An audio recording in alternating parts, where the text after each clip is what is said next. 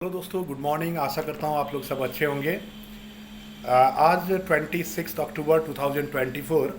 आज मैं ये वीडियो इसलिए बना रहा हूँ क्योंकि काफ़ी दिनों से जब से 25,000 का लेवल ब्रेक किया है निफ्टी ने, तब से बाज़ार रुकने का नाम नहीं ले रही है। और थोड़ा बहुत रिकवरी बीच में दिखा था, मगर वो भी सस्टेन नहीं किया। तो इस वीडियो के ज़रिए जानते हैं कि बाज़ार पहले तो क्यों गिर रहा है, क्या रीजन्स हैं इसके पीछे, कहाँ तक गिर सकती है आने वाले दिन में, और ऊपर जाने का संभावना क्या है। तो सारे पहलू में आज डिस्कस करेंगे। ये मैं थॉरो वीडियो बना रहा हूँ।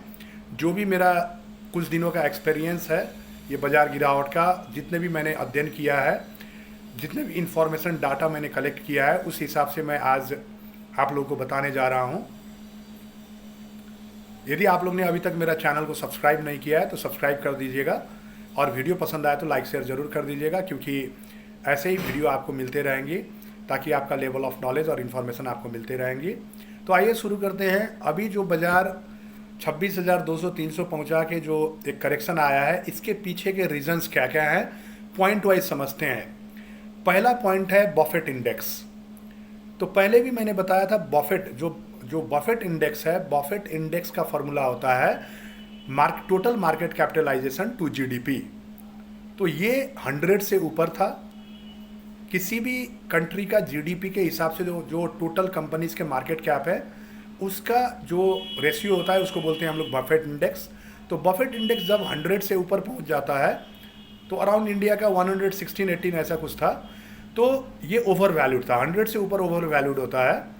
तो इंडियन मार्केट जो था ओवर वैल्यूड पोजीशन में चल रहा था। जब ये 25,800-900 अराउंड पहुंचा था, उस टाइम काफ़ी ओवर वैल्यूड था इंडियन मार्केट। तो एक कारण ये निकल के सामने आ रही है कि ओवर वैल्यूड होने की वजह से इसमें करेक्शन आना लगभग तय था, जो कि एक करेक्शन है बफेट इंडेक्स के हिसाब से। नेक्स्ट रीजन है प्रॉफिट बुकिंग। आप खुद ही जान रहे हैं, जून 4 को इलेक्शन के टाइम 21,200 टच किया था निफ्टी लो, और वहाँ से आप देख रहे हैं 2-3 महीने के अंदर अंदर 26,200-300 का लेवल टच किया निफ्टी ने। तो ये जो ग्रोथ 5,000 पॉइंट का ग्रोथ है, ये एबनॉर्मल ग्रोथ था निफ्टी में, जो कि एक नॉर्मल ग्रोथ नहीं था। तो इसको भी एक और जो वो लेवल में बाई किए होंगे, जितने भी बायर्स रहे होंगे, वो अपना प्रॉफिट बुकिंग करेंगे ये लेवल में, वो लगभग तय था।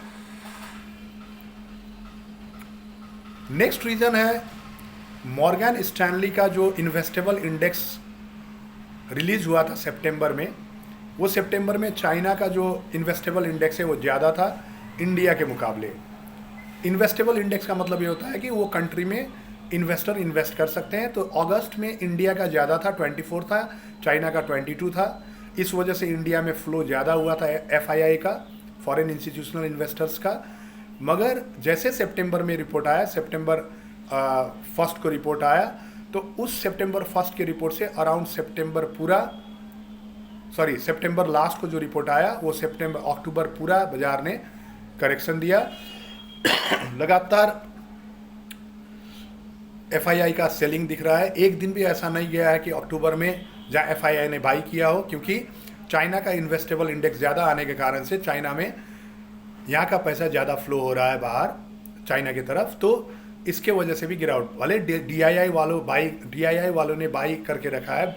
DII वाले ने एक दिन भी सेलिंग नहीं किया है, जिसके वजह से इतना लेवल तक बाजार रुका हुआ है, नहीं तो और गिरावट हम लोग को देखने को मिलती। तो thanks to DII, domestic institutional investor को, कि बाजार को क्रैश होने से बचाया है DII वालों ने। और इसमें ज़्यादा कंट्रीब्यूशन है म्यूचुअल फंड का, क्योंकि म्यूचुअल फंड का यदि पैसा नहीं रहता तो बाजार में फंड इंजेक्शन का प्रॉब्लम होता और बाजार धराशायी होने का चांसेस ज़्यादा रहता है। तो मैंने 3 कारण आपको बताया। पहला कारण बाजार का over valuation, second profit booking, third Morgan Stanley का जो इन्वेस्टेबल इंडेक्स रिपोर्ट है वो। और बीच में जो डाटा सब US का जो डाटा सब आया था, वो डाटा भी नेगेटिव डाटा थे, जिसके कारण से भी एक गिरावट का संकेत दिखा, क्योंकि US इकोनॉमी भी अभी उतना कंफर्टेबल नहीं है। और क्रूड ऑयल का प्राइस भी अभी बढ़ रहा है, अराउंड 5600 के लेवल से अभी 6000 क्रॉस किया है कल। तो क्रूड ऑयल का प्राइस बढ़ना भी एक बाजार के लिए खराब इम्पैक्ट माना जाता है। तो दोस्तों ये सारे कारण थे बाजार का गिरावट का, और बाजार अभी देखा जाए तो बियरिश सेंटीमेंट में ही है। मैंने बताया था PCR put call ratio option chain के हिसाब से 23,500 में सबसे ज़्यादा पुट ओआई खड़े हैं, और पुट ओआई खड़े हैं तो इसका मतलब 23,500 तक यदि डाटा चेंज नहीं हो तो टच हो सकता है। तो यहाँ से बाजार और फॉल दिखा सकता है यदि कोई डाटा इन्फॉर्मेशन चेंज ना हो तो। और कहाँ तक जा सकता है ये हिसाब से देखा जाए तो 23,300 का काफ़ी स्ट्रॉन्ग सपोर्ट है। यदि बाउंस बैक किया तो वहाँ से कर सकता है। यहाँ से 23,300 जाने का चांसेस बहुत ही ज़्यादा है निफ्टी का आने वाले 10-15 दिन के अंदर अंदर, यदि कोई पॉजिटिव न्यूज़ नहीं आया तो इस हिसाब से आप अपना प्लान कर सकते हैं। और दूसरी बात, एक थोड़ा आशा का किरण, लाइट ऑफ होप ये दिख रहा है कि नवंबर 6 और 7 में जो फेड का मीटिंग होने वाला है, यदि inflation data generally CPI data जो यूएस का जो रिलीज होने वाला है, यदि वो कम आया तो फिर बाजार में पॉजिटिव इम्पैक्ट पड़ सकता है, क्योंकि इन्फ्लेशन कम होने की वजह से रेट कट में ज़्यादा प्रेशर पड़ता है। तो रेट कट पहले ही, इससे पहले का जो मीटिंग था उसमें यूएस फेड ने बताया था कि नवंबर के मीटिंग में ये 50 बेसिस पॉइंट 25-25 करके अनाउंस कर सकता है इस साल दिसंबर लास्ट तक। तो ये नवंबर 6 और 7 को काफ़ी क्रूशियल रूप में देखा जा सकता है बाजार के पॉजिटिविटी के लिए। और अभी दूसरा कारण है गिरावट का, मैं भूल गया बताना, एक कंपनी का रिजल्ट्स भी है। कंपनी के रिजल्ट्स भी उतना सेटिस्फैक्टरी नहीं आ रहे हैं, उतना उत्साहजनक। जैसे इंडसइंड बैंक का रिपोर्ट खराब आया है, टीवीएस मोटर का एस्टीमेट से कम आया है। तो ये सब अच्छे कंपनी का भी रिजल्ट खराब आने की वजह से भी बाजार में एक नकारात्मक प्रभाव पड़ा हुआ है।